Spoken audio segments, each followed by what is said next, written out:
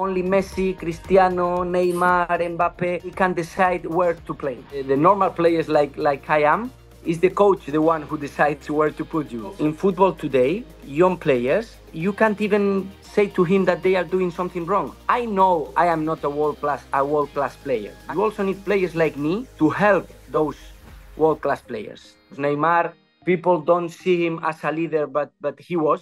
Salut à tous, c'est Colin pour un nouvel épisode de Colinterview avec Herrera, l'ancienne star du Paris Saint-Germain et de Manchester United. Mais avant ça, je tiens à dire un grand merci à Unibet qui soutient et qui sponsorise cette vidéo pour l'occasion. Et à l'occasion du match entre Reims et le Paris Saint-Germain, Unibet t'offre 100 € de bonus sur ton premier pari. Décide de qui sera le vainqueur, les nombres de buts, etc. Bref, vous connaissez les paris maintenant. Le code promo Colinterview est disponible en description. Mais attention, interdiction formelle aux mineurs de participer. Pas de jeu d'argent pour vous. Et pour les autres, on joue avec prudence parce que ça peut être dangereux. C'est parti, Under. How are you doing? How are you? All good. Je peux parler un peu en français aussi, mais je me sens un peu plus confortable en français, ok? En anglais. I know you can speak English and French, and your French is brilliant, really. To be honest, it's really impressive. You spent only, 3 years in France? 3 years, but enough to learn and enough to be able to communicate with French people. That's really good, my friend. But yeah, no problem. We're going to do the interview in English because you're so fluent in English as well. And I'm not good enough to do it in Spanish, so let's do it in English. English, good for let's start with the big stuff. How are you doing right now? You back to where you belong? Everything's all right? How are you doing? Yes, I'm very happy at the moment. Last season was a bit difficult for me because of the injuries. I didn't have that form of playing a lot of games in a row. I had some muscle injuries that I didn't have during my career. That's why it was the most difficult season of my career. But at the moment, I'm feeling good. Already 3 months since the start of the preseason, and I'm feeling good, happy, and I'm enjoying football again. How does it feel for you? Because I feel like there is something special there in Bilbao at the Athletic. Like, all the players who came from this club want to come back and have a very strong connection with the club. What is so special for you to be there? I think because of the philosophy, no? I think you all know, all the people that really love football, they know the way we compete, or the way this club decided to compete long time ago, which is with local players or players that have been raised in the Basque Country. That makes the club so special. That makes our fans so proud of the team. Already, I think 120 years of history and never been in second division. Only Real Madrid, Barcelona, and Athletic Bilbao can say that. Yeah, and it's not easy to do it only with local players, no. Last season, we were fighting for Europe until the last game of the season. Finally, we lost a very important game at home against a team that was already relegated, and we lost our place in Europe. But I think this season we are doing great so far, and we hope we can bring the club back to Europe, which would be amazing for our fans and for the club. But yes, of course, this club is special. I have spent 8 years away between Manchester and Paris, but before Manchester, I played here for 3 seasons, and everything was perfect here. I was so happy to be athletic club player, and I wanted to feel it again. You know that we big football fans, we love these kind of stories, players starting somewhere and then going abroad to have a great career and then coming back. That's something really rare, and we love it. So congratulations for doing it. I think that it was part of your ambition to come back for the end of your career in Bilbao. So thank you very much for doing it. We love it as a football fan. Back in the day, you were there at Bilbao, but was it part of your ambition to go abroad, to go to a massive club like Manchester United, or was it not something like that? Because when I look at you, I feel like the kind of people who need to be in the spotlight to be happy. So what happened? I agree with you. When I was a kid, I was born in Bilbao, but when I was 3 years old, I moved to Zaragoza, my Yeah. hometown. I played for Real Zaragoza Academy. Maybe the youngest people, they don't really know the club, but we are, or Real Zaragoza is a big club in Spain, but Mm. we've been for 10 years in second division already, which is difficult for us as a fans because I feel Real Zaragoza fan. And when I was a kid, I was dreaming only with playing for Real Zaragoza at the highest level. At that moment, Real Zaragoza was in first division in La Liga, and that was my dream. I never thought about playing for one of the biggest clubs in the world, like Manchester United, or moving to Paris Saint-Germain, like I did after. I was enjoying football. I was doing what I have been dreaming with when I was since when I was a kid, and never thought about playing for a big clubs. I was happy playing for my club. Yeah. I wanted to make a career, but at my club. And finally, the time, my qualities, and my work brought me to Bilbao first, and after to Manchester United, and Yeah. after to Paris Saint Germain. So I'm so happy with my career. But when I was a kid, I wasn't dreaming about playing for Manchester United or Paris Saint Germain. I was a football fan. I love football since I was a kid, but my dream was not that big. My dream was to play football and enjoying football every day. Well, you're lucky. You deserve it, but you're lucky. Then, if you're happy, you're Thank you. lucky. Tell me how it happened back in the day. How did you know about the interest from Manchester United, and how did the transfer go? I was playing for Athletic. We were doing great at that time. We were playing Europa League final, Yeah. the Spanish Cup final as well. We qualified for Champions League my last year here with Yeah. Ernesto Valverde. So we were doing great in La Liga. We were the sensation of European football at that time, and I knew I had some clubs putting some interest in myself. They Yeah. were talking with my agent. They were asking about my situation, but I was very calm. And after I remember that game at Old Trafford when we won there, a few months later they called my agent. David Moyes was the coach at the time. They wanted to pay a transfer for me, but my clause was bigger than what they wanted to pay. So at the end, I remember they decided to bring Fellaini in the club because Fellaini had more experience in the Premier League, which I respected. Yeah. After we were teammates and we are very good friends. I stayed here in Bilbao for one more season. That was the season or my best season, I think, because we qualified for Champions League. Yeah. That was impressive here in Bilbao. After I don't know 20 or 25 years without playing Champions League, we achieved it. And at the end of that summer, they came with a clause, not with the transfer that they wanted to pay 1 year before. They decided to pay all the money that Athletic Club was asking for me, which was the clause. Because as you know, in Spain, there is we have like in our contracts we have a clause. So Yeah. even if the club doesn't agree, they have to do it because we have a price, if we can say Yeah. that. Yeah, yeah, that's what happened with Neymar, for instance, with Paris Saint-Germain or something like that. Exactly. We can see Exactly. it so many times now, and now the clubs tend to put the clause very high, so no one can I buy don't it. know. I don't know if other countries they have that. Maybe some of the No. countries, maybe Italy. I'm not sure, but in Yeah. Spain, it's very common. Okay. Well, you said yourself that you didn't really picture yourself going abroad and going to Manchester United. And when we look at players coming from Spain, even if they're not Spanish, but when they come from Spain, we can see them struggling a bit to adapt to England and do English football because it's something completely different to what we can see in La Liga. How did it feel for you? Because when I look at what happened for you back in the day, when I was looking at your stats and when I was searching in my memories and stuff, I don't see you struggling at your start at Manchester United. How did it feel back in the day? No, no, no.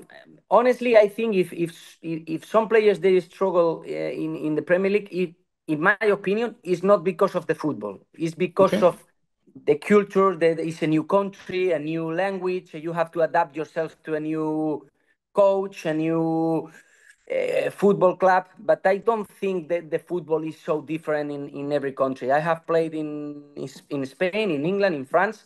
Of course, there are some things that you can see different, but in general, football is football everywhere. Mm. So I tried to adapt from day one. I remember with Van Gaal, he used to take foreign players to English lessons to adapt. And I remember some of the Argentinian players, they wanted to do those lessons. So I was happy taking their lessons. I Yeah. remember doing my hour with the teacher, and after, because maybe Di Maria or Marco Rojo they didn't want to do it, I used to do 3 hours in a row, which made me learn English quicker, Okay. which made me understand the coach quicker, our teammates, the football, and that Mm. helped me a lot. And after is because when I go somewhere, I try to adapt. I try to put all my qualities, all my effort for the team, for the coach, and for my teammates. So that's Yeah. the way I understand football. That's the way I feel football, and I think that's one of my qualities. No, that's why I have adapted so quick to England and to France later on. Okay. Impressive. When you when the period when you joined Manchester United, it was with Van Gaal, like you said. Many players and many football fans and even the pundits who are watching football every day, they didn't actually understand what the coach wanted, because he has a philosophy different to other coaches. He has a way of seeing football that is not very common, and this is why he's a great coach as well. Was it your case as well? Did you struggle a little bit to understand what he was expecting from you? Yes, I did, because I came from a completely different style Philosophy? with Yeah. with Bielsa, Marcelo Bielsa. He was a very attacking coach, but he wanted the players to move all the time. He doesn't want to control the game by possession, by positional football. And Valverde, after, uh,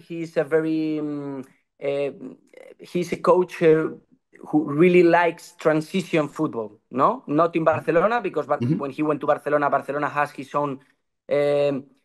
own philosophy. But in Bilbao, he has always been a coach who really likes transition. Yeah. And with Van Gaal, I found a coach who wanted to control the ball all the time and to stay in the position, and was the ball who had to move from player to player.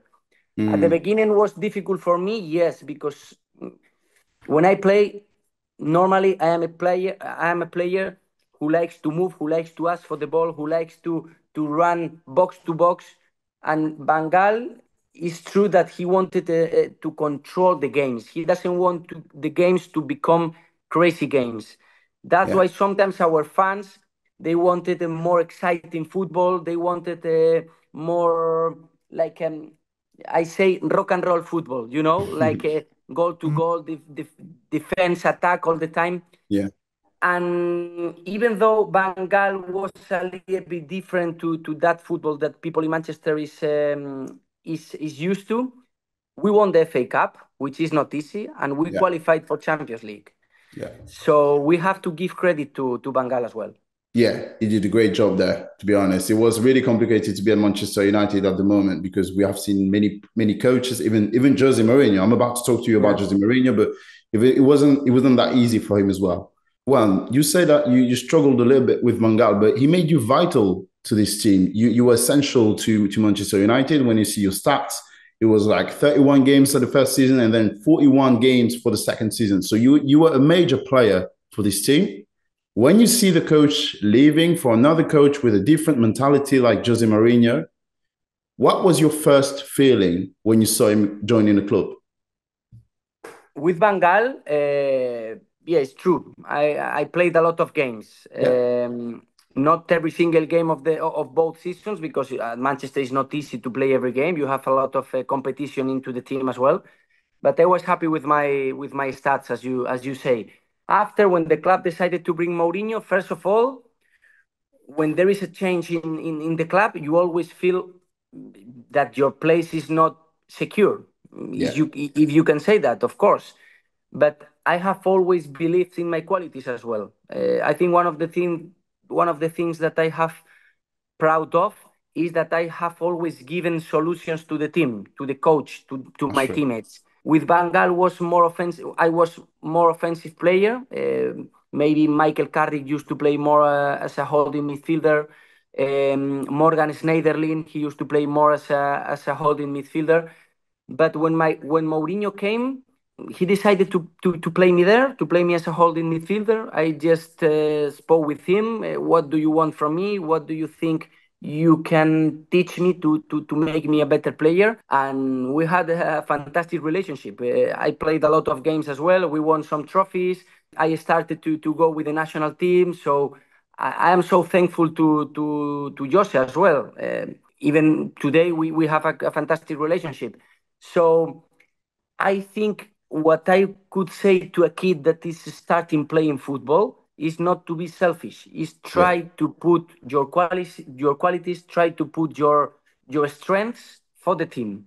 Yeah. Maybe you are not going to play exactly in the position that you want to play, and you are the best there, because maybe only Messi, Cristiano, Neymar, Mbappe, some players they can decide where to play. The Yeah. other players, like the normal players, like I am, is the coach the one who decides where to put you. So I would say to a kid that he has to open his mind. Yeah. He has to listen, to try to get as much information as he can to become important for the coach. When I hear you talking about your career, I feel like there are a few people that are really important. I feel like you're someone who learns from everyone you meet, but there are a few people that are really, really important to you. And when I talk about coaches, I feel like, and you tell me if I'm wrong, I feel like Bielsa mattered a lot, Ernesto Valverde mattered a lot. And no disrespect for Louis van Gaal, but I feel like the relationship you had with Jose Mourinho was special, like you said. A lot of players, it's either way. Either they love him and they can go to the battle for him, like you did, or they hate him. What made him so special to you? What did he teach you? You said, "What can you teach me on the pitch?" What did he actually teach you? One day I said to him, I remember I said to him, Jose, you are not a coach for kids. I'm going to try to explain myself. Mourinho, a few years ago, I remember with that Inter with Porto, he used to coach men. When I say men, I say a player who you can go to him and to shout at him, to kill him in front of everyone, and he's not gonna get offended. You know what I Okay. mean? I have received bad words from Jose, but I have never taken personally. You know what I mean? Yeah. In football today, young players, you can't even say to him that they are doing something wrong because they feel offended. So Mourinho, in with some of the players, I'm not going to say names because I'm not Yeah. Yeah. going Fair to enough. create any polemic, but he struggled to coach them because some of them they take the things personally. Yeah. And when Mourinho says something to you, he's not killing you personally. He's Yeah. healing you to improve you, to improve your football, and to try to take the best out of you. And that's what I feel. That's why we had a great relationship, because sometimes he could tell me "F off," but I understood that was a football situation, never Yeah. personal. So Yeah. after the training session, after the match, we had already forgotten what happened before, and we were Mm. again coach and player, but with a fantastic relationship. So Okay. that's why I think some of the players they don't adapt to him Mm. because they just want nice words, nice moments with the coach, and football is becoming sometimes too nice Yeah. for the players. And sometimes I have learned a lot of things by receiving a Yeah, it's a big strong slap in my words. Yeah, you're face. being grounded, for instance, by the coach. Yeah, Exactly, yeah, I get you. exactly. I get you. Okay. Talking about this period, you had the first season with Jose Mourinho. It wasn't perfect, like you said. You finished, if I remember well, sixth on the in the Premier League. So it wasn't great, but compared to what happened in the past for Manchester United, it was a good start to build something. And you also won the Europa League. Yeah, we cannot forget that first season of Mourinho. In Premier League was not great, as you say. yeah. But we won at the beginning of the season. We won the Community Shield against the great Leicester. You remember? Yeah. Bardi, Okazaki, Mahrez, Kante, all these great players. After we won the League Cup in March, and we finished the season winning the Europa League and qualifying for Champions League. So we talk about Premier League because finishing the season with 3 trophies, I don't know if many clubs they can say that. That's exactly what I was about to say to you. Well, it feels like over this period, because it's Manchester United, people were never happy because you were not at the top of the Premier League. But it is still very complicated to be at the top because Manchester United they are monsters. They are winning everything. They have a lot of money and stuff. So it's really complicated for you to compete with them. But 3 trophies in one season, the first season for the coach.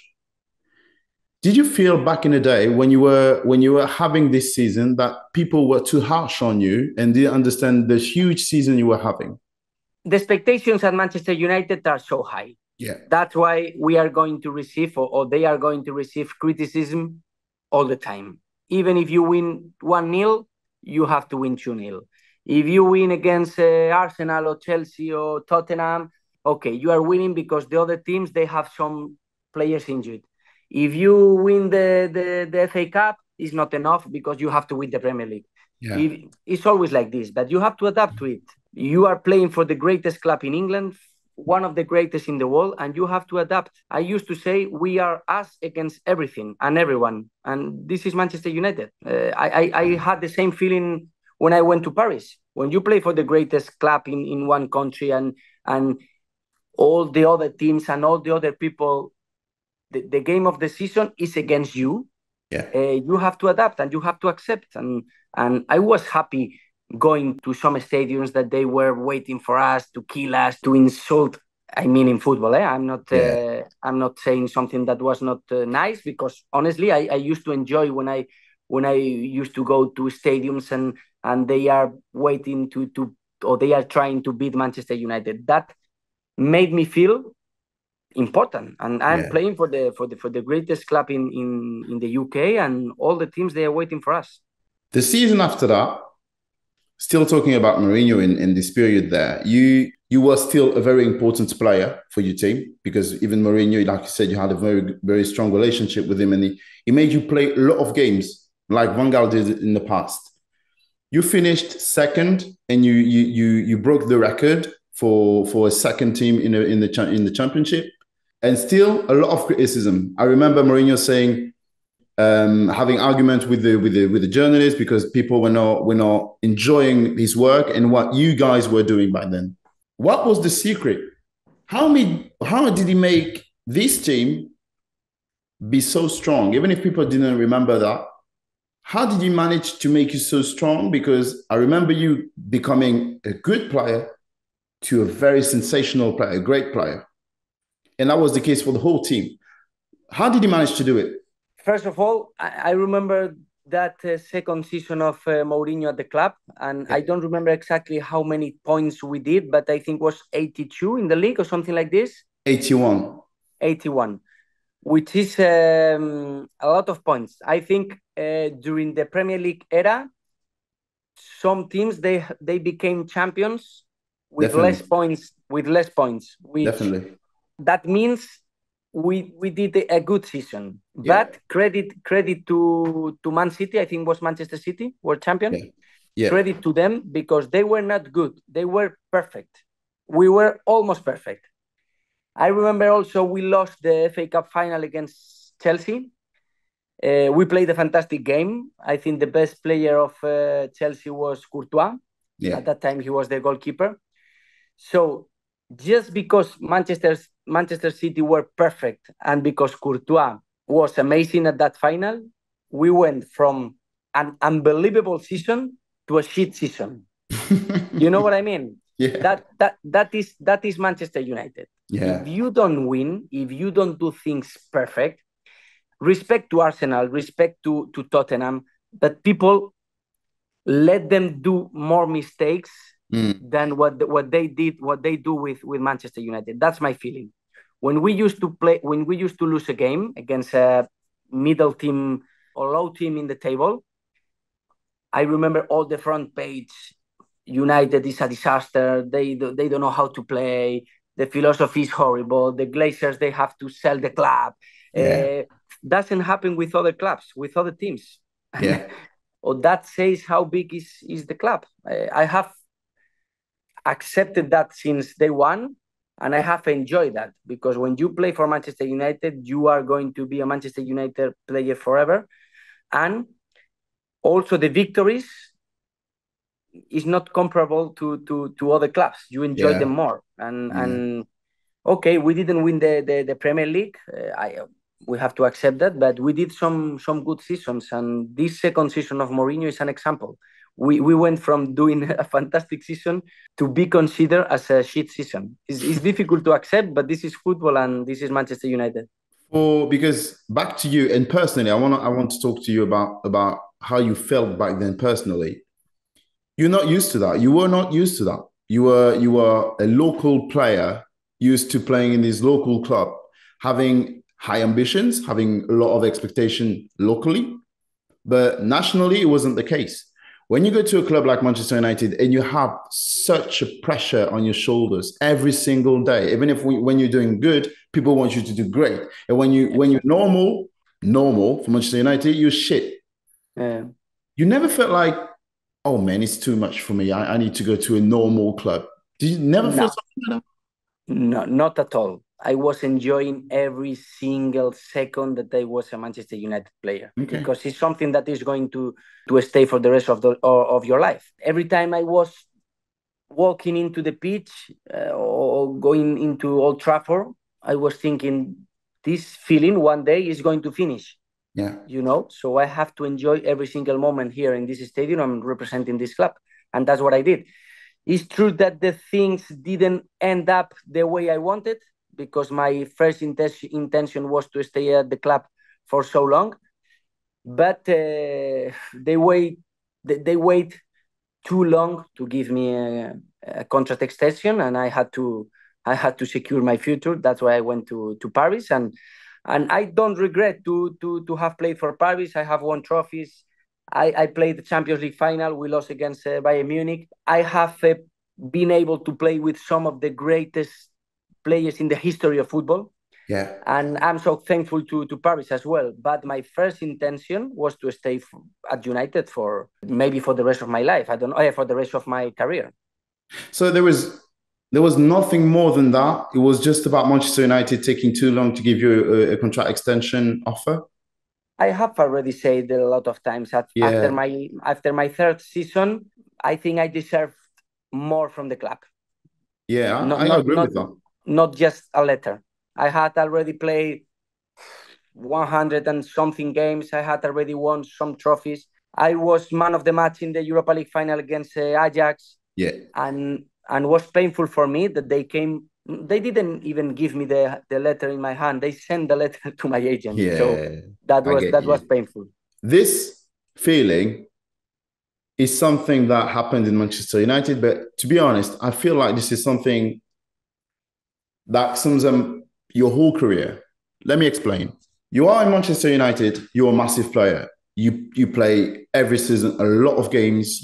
Every coaches, they come, they want you on the pitch, even if it's in a different role, they still want you on the pitch. You're massive, you're vital to the team. You talk to me about this letter. To be honest, even if I love Manchester United, I feel like it's an insult for a player that was so important like you were. You deserved better. And I think that now they know that you deserved better. You go to Paris Saint-Germain, again there, massive player, very important. Every time you play a lot of games, the club goes high in the competition, especially in the Champions League. You're important in the team. There is the final eight. You are going to the final. The season after that, you're still playing a lot of games. You're going to the semi-final of the Champions League and you lose against Manchester City. But still, people will remember about Mbappe, Neymar, Messi, whatever. No. You're never mentioned and respected as you deserve to me. Did you feel something like that or not? I understand this is football, and I have been a fan as well. And when you remember Real Madrid of Galacticos, who you remember? You remember Ronaldo, you remember Zidane, you remember Figo. Probably you don't remember Makelele, and Yeah. he was the balance of the team. Yeah. So I understand this is part of football. Big stars, they sell more than me. Even when I was at Manchester United trying to negotiate my future in the last year of the contract, was too late, but I was trying to negotiate with the board face to Yeah. face. Yeah. I say to them, I know I am not a world class player. I know you need to have 4 or 5 world class players in the team, Yeah. but you also need players like me to help those world class players. That's what I was asking for. So don't take me wrong. I was not asking for the contract of Pogba, Lukaku, David De Mm. Gea, or Ibrahimovic. No, not at all. I was just asking for something that I thought I had already earned. And I'm not talking also about the money. Yeah. I'm not talking only about the money. I'm talking also about the way you approach. You have to look to my eyes and tell me something. Don't Yeah. give me a letter. Don't send me a letter through my agent. You know what I mean? Yeah, I get you.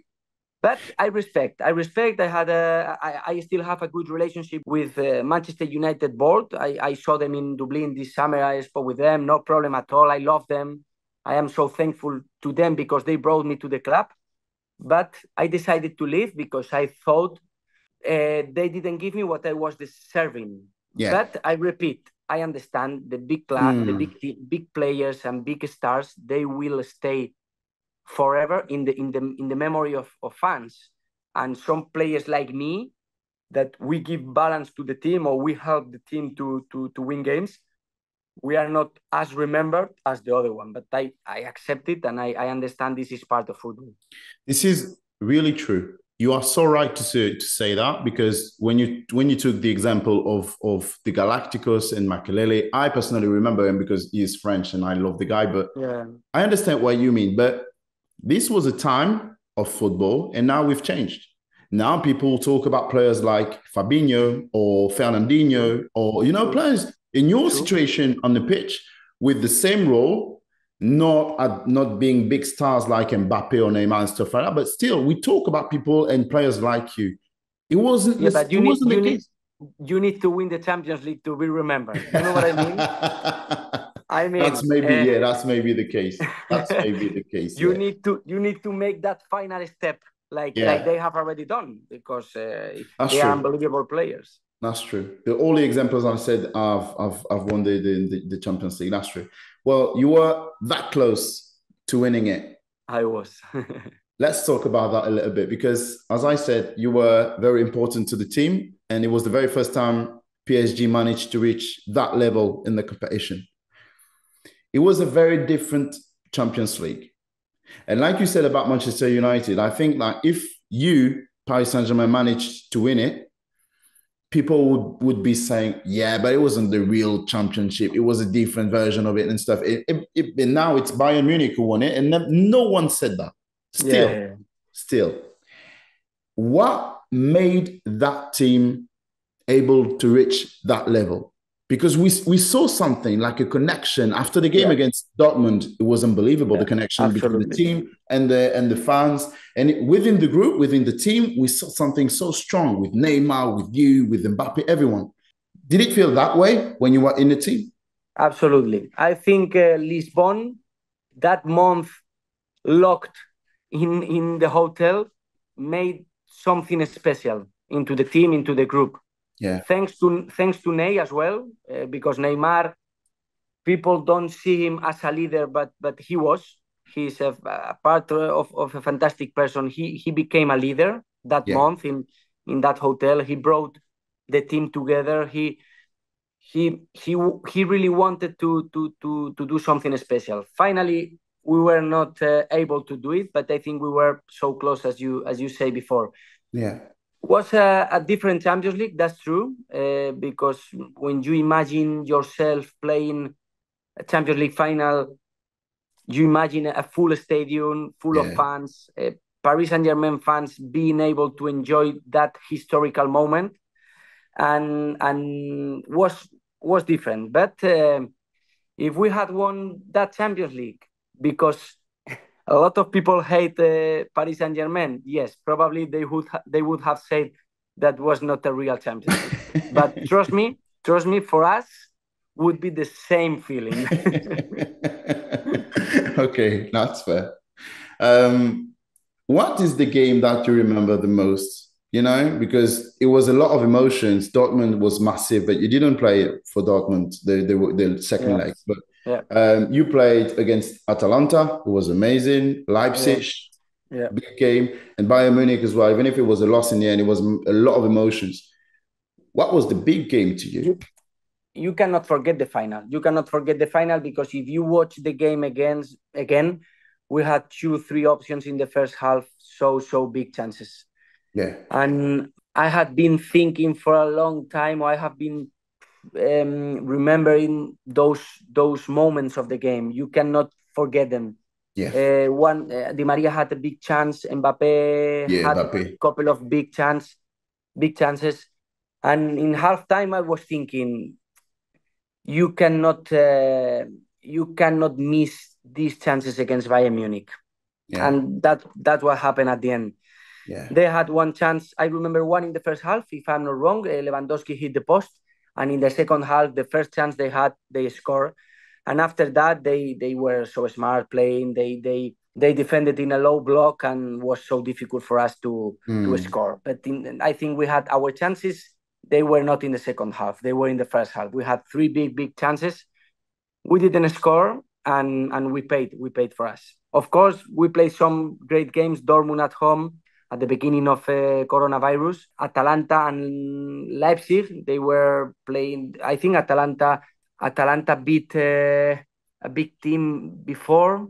Yeah. So they were in a great form. And we were able to win and to play better than them. But you cannot forget the final. It's impossible, but because you were so close to make history. Would have been the best season in the history of the club. That's true.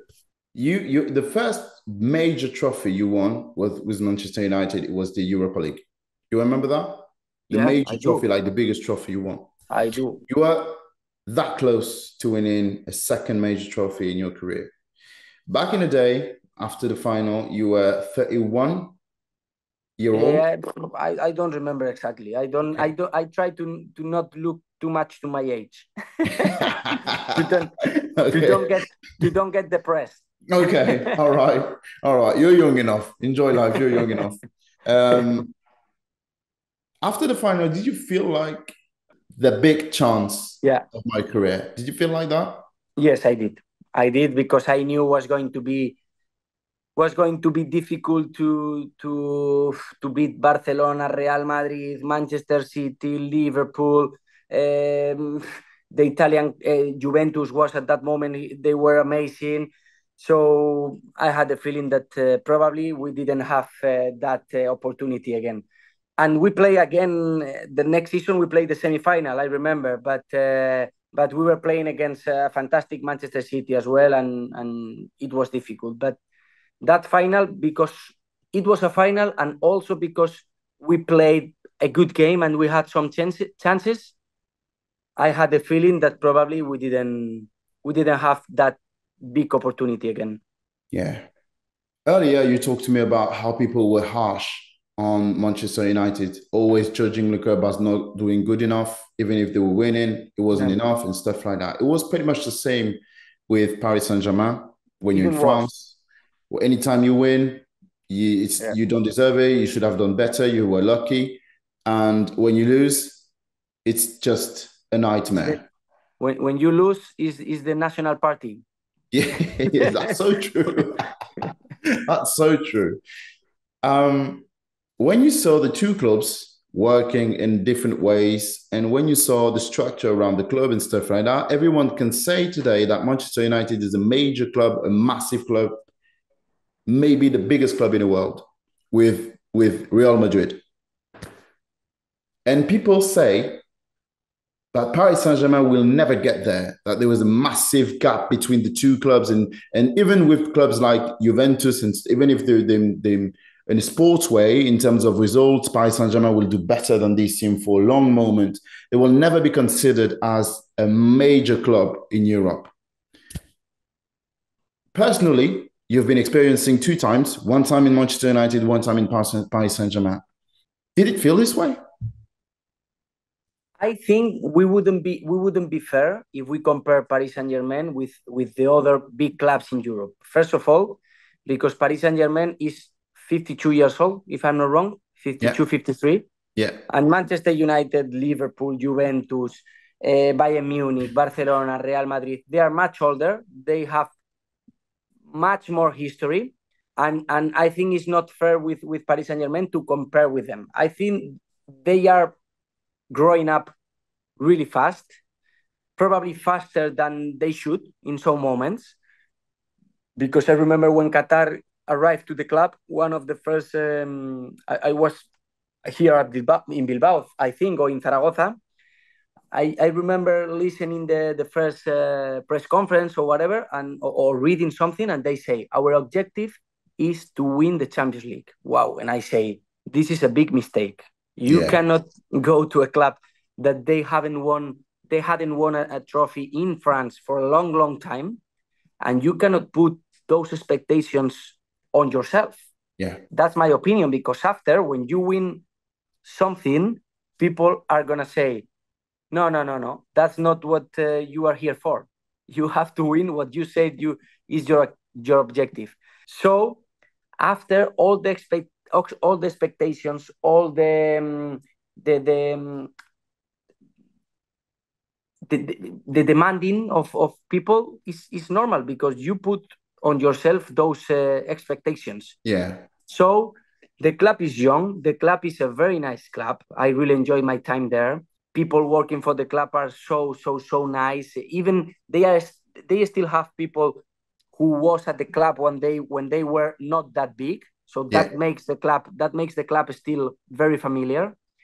But you see, it's true that you see a big gap between that people and the board of the club in terms of expectations as well. Because I used to talk with the kit men and everything, and they used to talk with me about that just a few years before, 10 years before or 12 years before, the players used to take their own boots home to clean them. So I didn't do that even in Zaragoza. So the developing and the way the club has grown up is amazing. But it's not fair to compare them with some clubs that they have already been in the history of football for 130 years or something, you know? So one day I think they will reach that level, because the structure is strong and they are doing the things in that way. But in my opinion, they should have said to the fans to go more little by little. That's my opinion. Okay. Going back to you personally, I don't want to put you in a very complicated situation. So I don't want you to have a bad buzz or bad reaction from the fans and stuff. So I'm gonna be careful with my question. When you left Paris Saint-Germain, there was a feeling of, like I said before, not disrespect, but not giving you the goodbyes you deserved. Again, do you feel that way? No, Paris Saint-Germain, the rotation of players, everything is always so crazy. They don't even with Ney, with Marco Verratti. If you see, for me, Marco Verratti is a huge legend of the club. The way he used to get the people together, the way he loves the club, and the way he has left makes me feel some pain, you know? Yeah. And I don't consider myself as important as Marco or Thiago Silva or some players that they have really changed the club. Yeah. So if they didn't get that farewell, how I'm going Hmm. to receive that. So Fair enough. I am so thankful with the club. I'm so thankful with the fans, with the city. Is one of the best cities, or probably after my hometown is my favorite city in the world. I love it, and I don't really have any bad word for the club or for the city or for the fans. I am so thankful to have been able to represent the club. So not at all. Okay. That's a good thing for you to say because I'm a big fan of PSG, so I appreciate that. Question though. Okay. You saw what Paris Saint-Germain are doing right now. And when I think about the type of player they are bringing into the club, I think about you. Fighters, warriors, always devoted to the club, devoted to the team, giving everything they have to for this jersey and stuff. I like the team, This is the honestly. mentality you have when Yeah, you play for a football club. yeah, yeah. I think they are doing right. They are doing right also with Luis Enrique. Time will say because in Paris Saint Germain, either you win or you are out. They don't give you time. That's the reality. But I like the squad. I like the way they have built the squad. Two players per position. Only a only one big star as Kylian. Yeah. Everyone knows that he's the start and they have to play for him. So I like the team. I like what the club is doing or the club are doing, and we will see. I'm optimistic, but you know better than me the club. Uh, Yeah. there is no time. It's so much expectations so high, and either you win, or you are out. This is Okay. uh, this is what it is because when you play or you coach a club as big as PSG, you have to accept that. So it was okay for you to be playing, like you said, for one big star, or even back in the day, or for your time in PSG, it was like maybe one or two, maybe three big stars. But it was okay for you to go on the pitch and feel like, okay, I'm playing for these massive talents. I know I'm not like them, but you're still a great player. It was okay for you to go on the pitch and play for them. Of course, I have always thought that players like me, we have to. Of course, they have to help, but they Yeah. are special. That's why they are big stars. They are special, and if I have to make 4 runs for Leo Messi because I want him to receive the ball um, not tired. I wanted him to receive the ball with energy, with the brief to make us win and to make us score goals. So for me, not problem at all. Okay. Never. Uh, I know my position, and that's why I think I have. I became an important player for all the managers that I had during my career because I have always put myself, my quality for the team Yeah. and of course for the big players. If you're playing with Zlatan Ibrahimovic in Manchester, you know he's gonna win the games for you. So you have to run for him. This is football, and we have to accept that. Okay. Last question before a short game.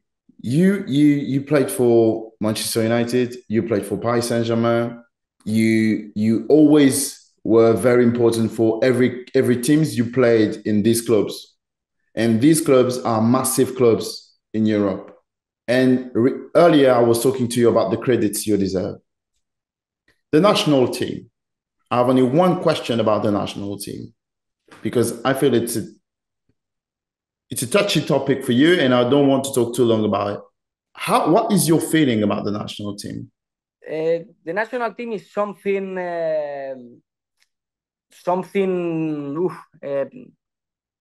not hard because I'm so happy with my career, but it's Yeah, something that I think I should have played more for the national team. yeah. I just have 2 caps. More, I have more games, but just sitting on the bench. I didn't have the opportunity to play. At the beginning of my career was the Iniesta, Xavi, Busquets, Mm, Silva. So I understood that was difficult to get into that team. But after, I think in some moments I could have played, and I deserve to be there. But this is football.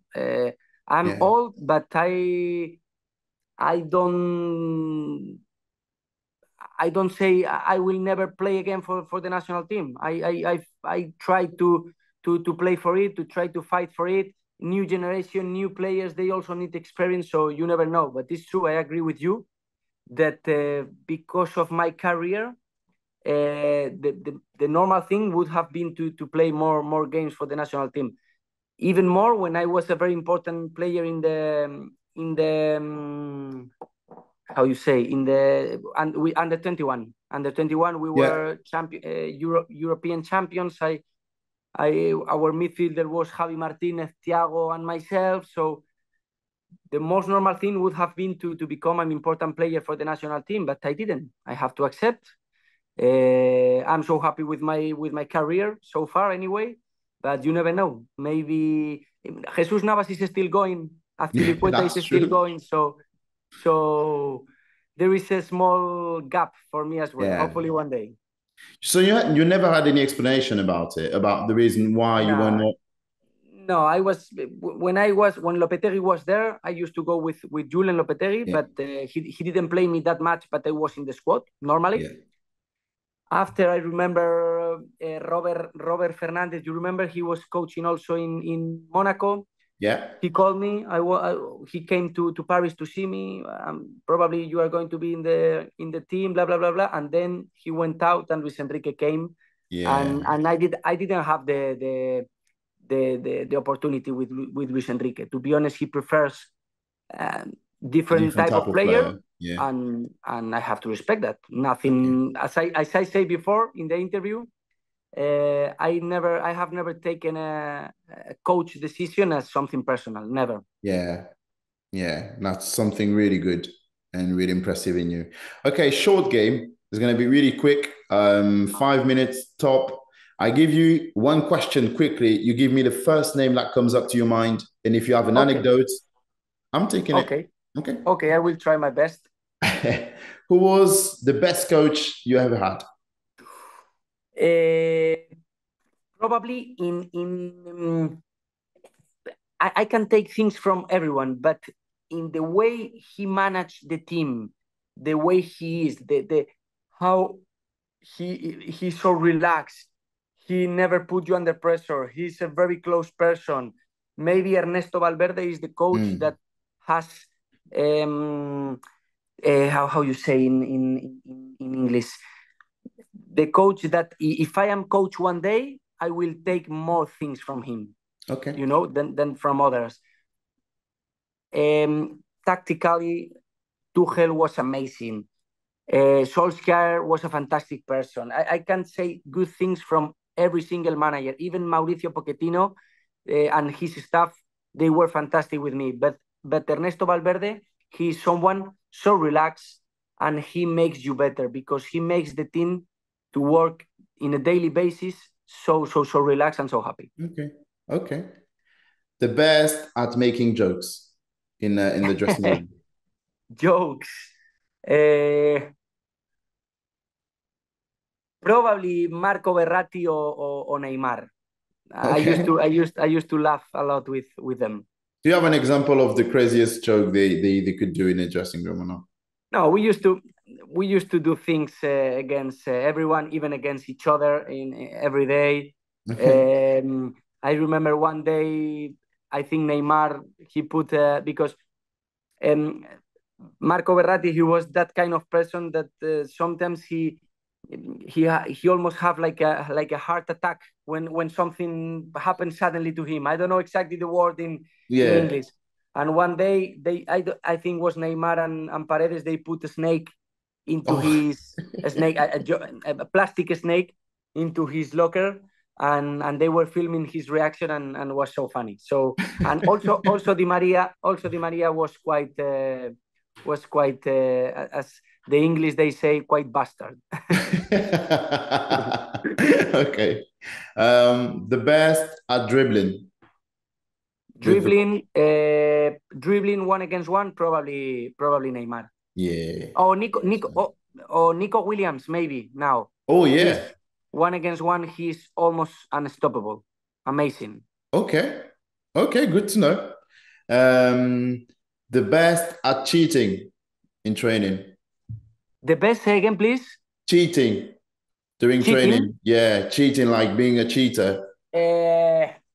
Neymar as well. Neymar as well. Okay. Or probably Ibra. Ibra, I remember he was so hard to play. Not when I say hard, I say I was so lucky to play with him. But I mean, when I used to train with him and he made a mistake and it was never his fault, always your fault, and you know these kind of things. But of course, he was an unbelievable player, and I have to accept that. Okay. The best goalkeeper. David De Gea. David De Gea at his best. Mm, I've never seen something like this. At his prime, I've never seen something like this. I agree with you. The best defender. I think because of his intelligence and everything, probably Thiago Silva. He's still playing for one of the biggest clubs in Europe, Yeah, and he's already 38 or 39. So that's true. intelligent. He used to know what was gonna happen in every moment of the game. If he had to run back, because he was not the fastest defender, but Yeah, I have never seen a player passing him, passing yeah, through him. So he was so smart. If he was facing a fast player or not, unbelievable. yeah. Marquinhos is also a fantastic player. Laporte, I played with him in Bilbao. He was fantastic, but I think Thiago Silva, something special. Okay. The scariest coach in the dressing room. Van Gaal or Mourinho? Fair enough. Van Gaal, when he used to get angry, was something else. Mourinho And also, but Mourinho used to keep a more yeah, it was like something cold. Yeah. balance reaction. Van Gaal could go to the top of the mountain and kill you. So Okay. it Okay. was dangerous. The biggest eater in the normal life, like the one who was eating the most. Eating, probably Marco Rojo. Probably Marco Rojo. Okay. We used to go together for lunch a lot of times, and he used to eat a lot. Okay. He's a monster. He's a monster. He needs He's a a monster. lot of calories to fulfill That's his true. body. He is a monster. And very last question before I let you go. The one with the weirdest habits in the dressing room.